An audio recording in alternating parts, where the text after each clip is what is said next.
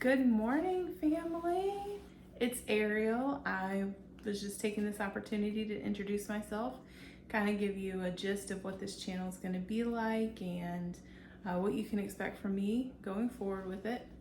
There are a couple of things that are imminent, as in I'm having surgery pretty close to the time of this recording, so most of my content is going to be geared toward that. But this journey that I'm taking on YouTube with daily vlogging was actually inspired by somebody else, and I saw the validity of how cool it can be to have an online journal for the future and to look back and to see your past. And while I'm glad I didn't record Ariel from 10 years ago, I'm very excited to be able to do it now as a method of just kind of online journaling, right?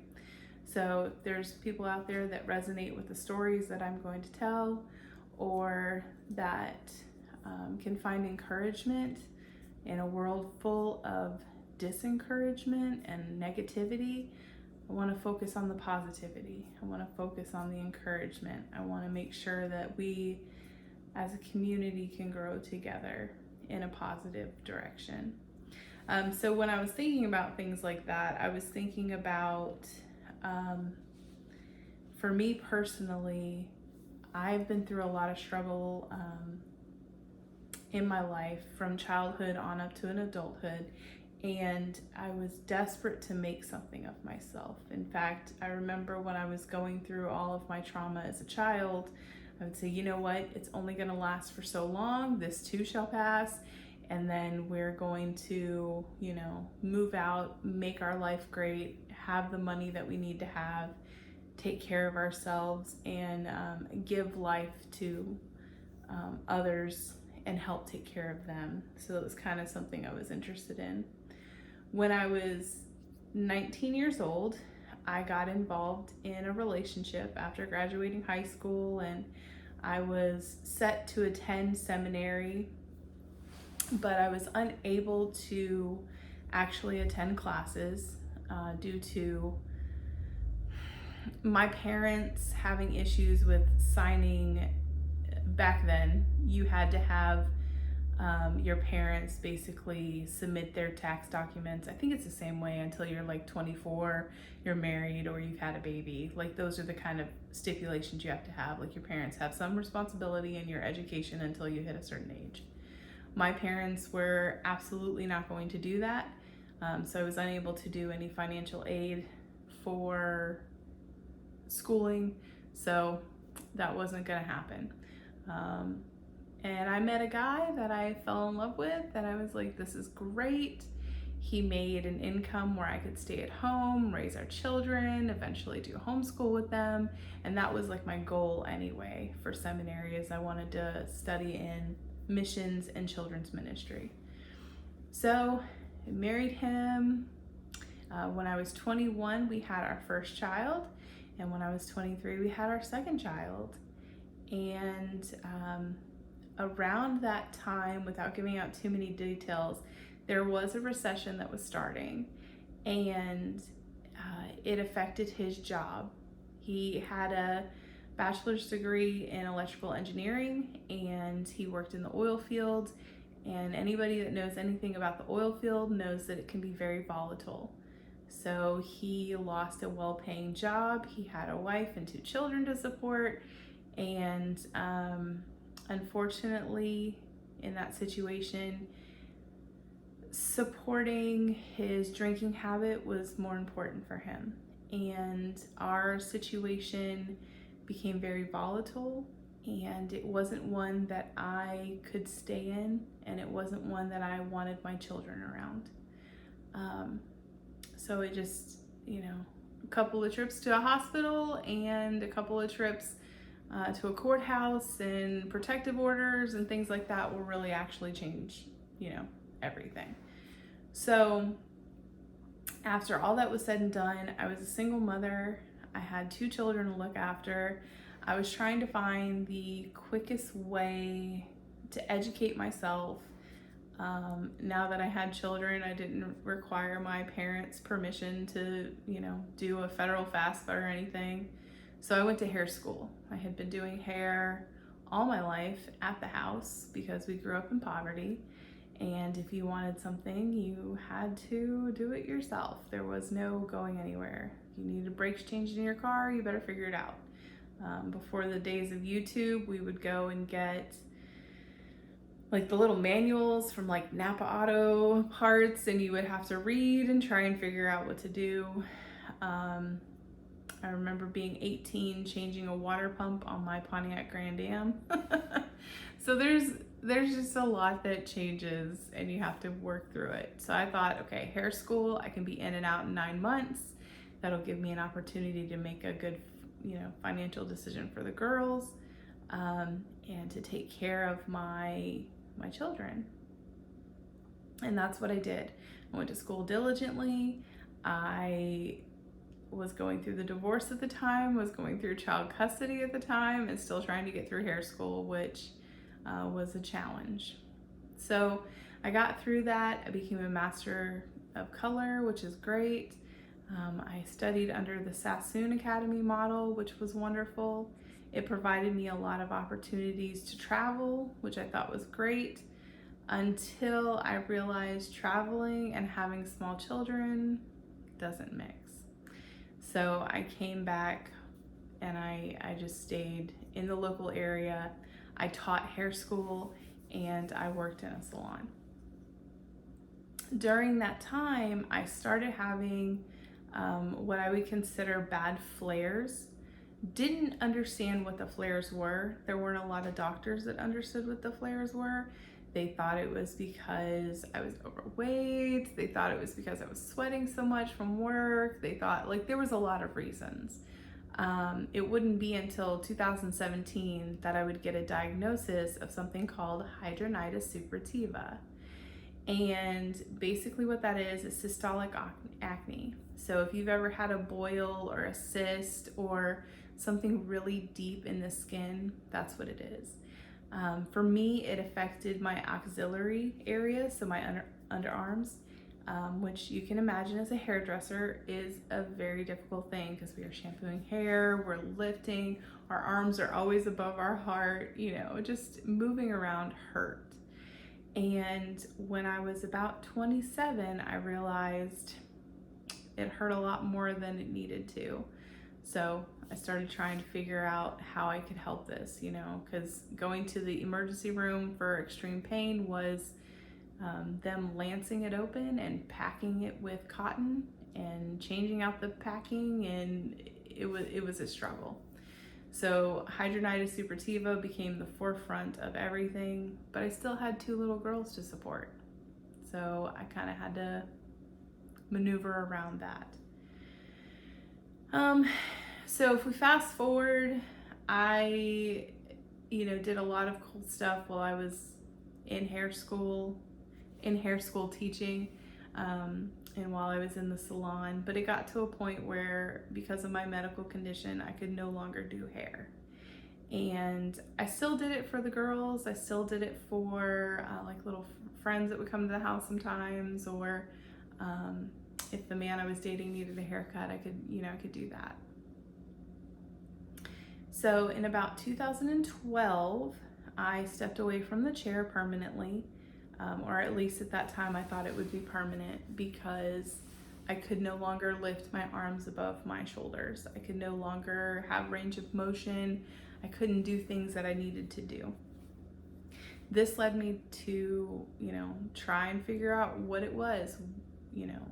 I had dealt with esthetician work before, so anything that you could do esthetician wise to combat acne, I did. Salicylic acids, I did ozone therapy, I did galvanic current just to try and see if anything could happen. About the only thing I didn't do was microdermabrasion because I had open wounds. And we can go into later on what hidradenitis suppurativa really does, but one of the things that it really affects is your joints and arthritis. So I have arthritis in my hands, I have arthritis in my feet, because you better believe I was looking good behind that chair, wearing heels and dressing up. Okay, so 2012 comes around, I retire from hairdressing and I go into call center work because I thought I could sit at a desk, I could be fine, right? I'd be all right. Well, I did that for 5 years and it was one of the most stressful jobs I've ever had in my life. I worked for a tech conglomeration that touches 85% of all retail markets. So there's a good chance that that company was something you use currently. And it's kind of like an insurance company. Well, I found out that by sitting in a chair attached to a leash, which is your little headset, that caused my flares to happen in my groin area. So that became very uncomfortable. It's like, well, if I can't sit and I can't stand and I can't move, what are my other options? So my dermatologist at that time had a very frank conversation with me and explained to me that the only thing that was going to work is that I would need to be able to move around as much as I needed to. I would need to be able to sit as much as I needed to. I would need to be able to lay down as much as I needed to. And that equated to not being able to work effectively in a position. I haven't been able to find one that allows me to move every 30 minutes in a different position. So I accepted that fate. That was 2019 that I medically retired back in March. I had been taking pictures for a long time, just showed dermatologists like the flares that I was having, because a flare can last anywhere between 3 months and 6 months from open to close, or from the start of it to when it closes and heals. And I sent all that into the Social Security Administration to try and pull my disability. I was approved within 45 days, which is unheard of. And I have to wait, you wait 6 months to get your disability finances to come in. So I knew I was going to be approved. Everything was going to be okay. Except for the fact that you go from making what I was making to making like a fourth of what I was making, because that's how they calculate the money. It was a really hard time for me. I had been active in career forever. The first expectation of life I had is that I wanted to be a stay-at-home mother. I didn't want somebody else raising my children, and that wasn't an expectation that I could reach due to the domestic violence situation that I found myself in during my first marriage. I had other people help me out through the years, but you have to be able to stand up at some point. So after all of that,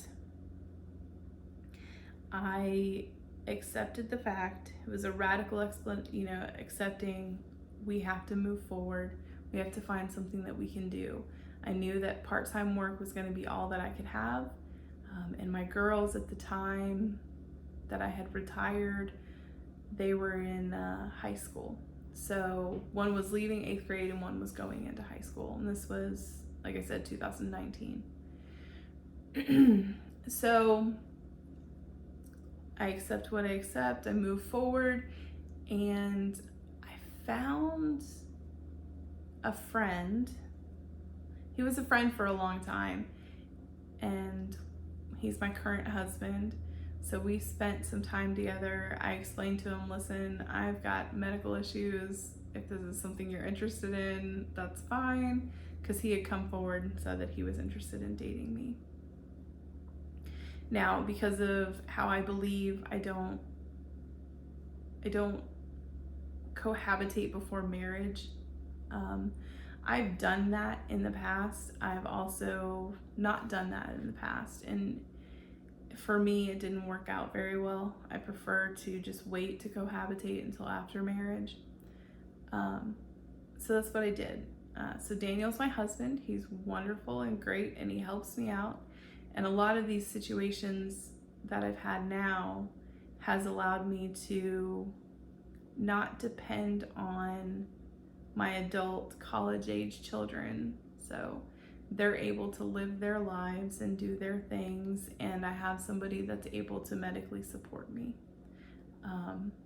which was one of the scariest things when I found out how severe my condition was. I didn't want to burden the children with having to deal with, a sick mom. I know that there's situations where people have to do that, and it is very difficult and it's very taxing, and that wasn't something that I wanted for them. I didn't want that for our relationship. Over the last few years, I have tried to rejoin the workforce part-time. I was a swim instructor for a while, which was really great. The problem with that was having an open wound, getting into water. That didn't work out so well. So while my wounds were closed, it was fine, but if I had an open wound, I wouldn't get into a public pool. Couldn't make me, because you can get very sick doing that kind of thing. I decided that I would go back to being a preschool teacher. I did that in high school as my part-time job, and I loved it. I love hanging out with kids. And I did that for a while until I realized that because of my arthritis and because of my joint issues due to HS, hidradenitis suppurativa, that it was unsafe for me. If something happened to the kid, I couldn't get on the floor as easy. So you think about things like CPR, first aid, lifting children out of cribs, putting children in cribs, putting them in high chairs, that kind of stuff. It really kind of caused an issue as well. I did try for a brief stint to go back to a call center, and that was, while the call center was nice, it's very difficult to work in a building where there are no windows. It's very difficult to work in a building where you're dealing with stressful phone calls constantly. And because my hidradenitis is stress-based and hormonal-based, it just wasn't going to work out. So I eventually end up having something called a HS excision surgery on the top half of my body. It was stage 3, so I had like little tunnels and tracks. You can Google that, or we can discuss it at a later date on what that means. But it meant that it was persistent leaking, constant itching, just absolutely painful. There was nothing that could ease it. And this is a condition that they don't give pain medicine for any reason.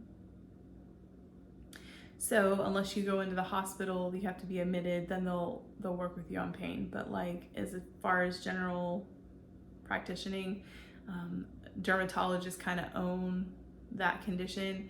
They don't prescribe medication that could help you sleep or that could help you feel better or any of that, which is fine.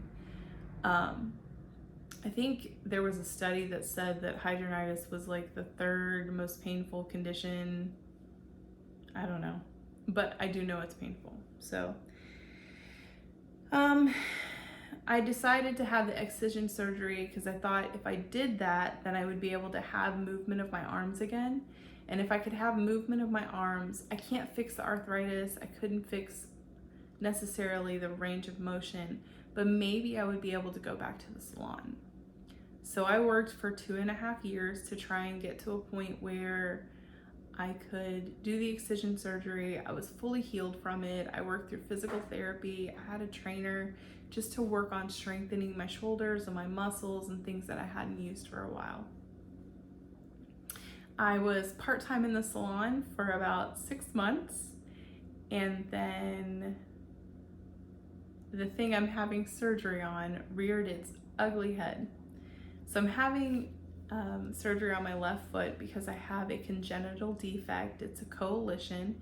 Basically, it means your bone is on bone. So you know how your feet flex and move, kind of like your hand. This causes your bones to like stay together where they don't move, they don't bend. Typically, they find this when you're a young child or like a teenager, and they'll fix it. They'll do the surgery that I'm having now, and then you can go a really long time with learning how to use your foot in a normal way. They didn't figure that out for me until I was 40. And a lot of that was probably because I just ignored it. I ignored the pain. I just did what I could, heat, ice all the time, constantly. It wasn't until my foot started looking like a baseball on my ankle that I was like, okay, I've got to deal with something. Or where I couldn't go to sleep for hours because it was so bad, it hurt so bad. So I had been I saw an ortho. He said, yeah, hairdressing, not the thing for you. And I said, yeah, okay, whatever. He put me in a walking boot. I got in with the surgeon. Surgeon had a very frank discussion with me on, you cannot, under any circumstance, be a hairdresser any longer on your foot, because after this surgery, the only thing they can do is a fusion, and a fusion isn't going to be great, and I'm really young to have my foot fused. And once they fuse it, there's nothing else they can do for it. So kind of scary, but it let me know that, yep, I cannot do salon work anymore. So what I was trained to do, can't do. The sitting down is a problem because of hydronitis. I haven't had the excision surgery on my groin area because that terrifies me. So that's just kind of what led me to the radical acceptance that this is what life is now. The radical acceptance that I am not going to have gainful employment. The radical acceptance of I'm going to have a list of doctors that I see until the end of time. And it makes me sad, but there were things that I had previously that really helped me get through. I have faith. I'm sure you can see the cross back there. That really helps me get through things. So when we say this too shall pass, or when we say like, all things work for the good of those who believe, I believe that there is goodness in what's happening to me. It's just hard to see it on a daily basis. Things that I do to kind of help me. I've been through therapy, and that's all well and good. And I'm not downplaying therapists. In fact, my sister-in-law is a mental health counselor, and my roommate, my husband's best friend, is a mental health counselor. So there's a time and a place, and you should definitely seek therapy. But for me, I find my therapy in hanging out with my friends. Sometimes that turns into online video gaming because I can sit in my recliner and I can play my game, and I can take a nap if I need to, or I can get up and take a walk around the block. Not so much with the foot issue right now, but I have those options. So those really, really help me. I have friends from high school that I still talk to, mainly daily, who deal with different medical issues. So we kind of touch base on all those, and it makes it easier. But that was something that I had to do and that I'm struggling with, especially now that my girls are grown. I have to rediscover a sense of purpose, a daily purpose for myself. I'm not contributing to a workforce. My girls, I don't want to say they don't need me, but everybody's been 20. It's the time to live your life. It's not the time to hang out with mom necessarily. My husband is fully capable. Roommates are fully capable to deal with their own stuff. It's not like I have to deal with anything, and I kind of manage the household a little bit just to kind of help through. But those are the things that kind of help keep me going, is gaming with friends and hanging out with friends and We host a small group with our church, so I have young adults that come through my house all the time and hang out, and it's really helpful that way. I'm trying to think if there was anything else that I do that really helps. Okay, so there's an app called Life 360. It worked out really well when we had young children because we would be able to tell, like, okay, you spent like a little bit of time over here, or you're running late, or something is happening, and we can see it in real time.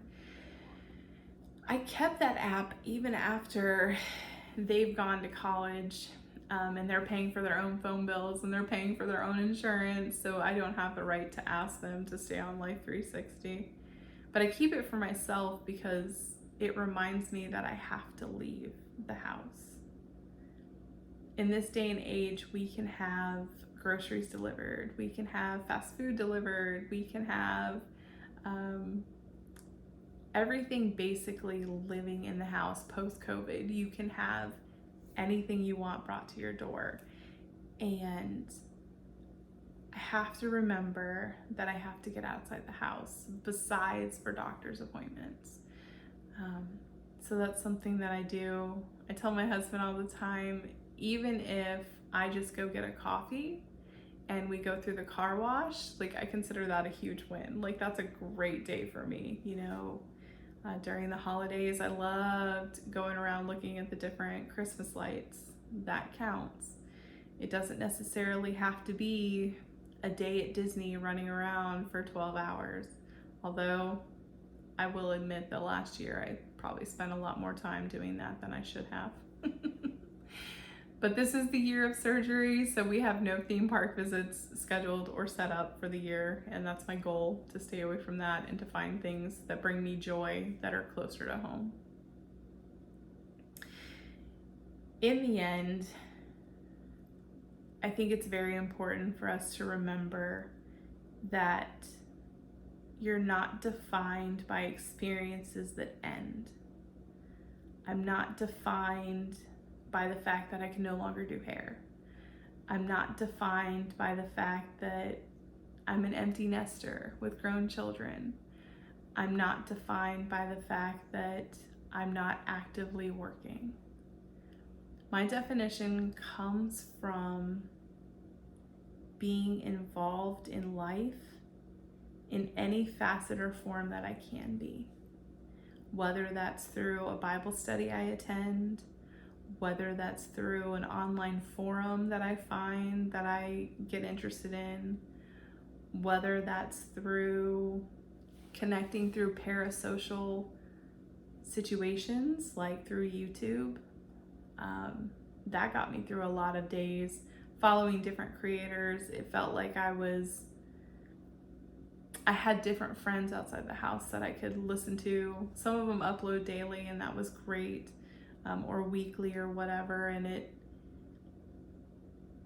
it's not trash TV like a lot of the stuff that's on there now. It's good, wholesome content that you can connect to somebody else. And again, it's parasocial. I know these people don't know me. You know what I mean? Like, it's not a weird thing. So that's basically what I wanted to talk about. I just wanted you to know that this is a welcoming space if you want to talk about hydronitis, or if you want to talk about surgeries that are happening. If you need tips or tricks on different stuff. I've had 13 different surgeries, so we can kind of go through all of those at some point. But I just want you to know, wherever you are, whatever you're doing, that you are loved. And whether you don't feel it, you have to know that it's there. I hope all of you have a great day, and I hope to see you around.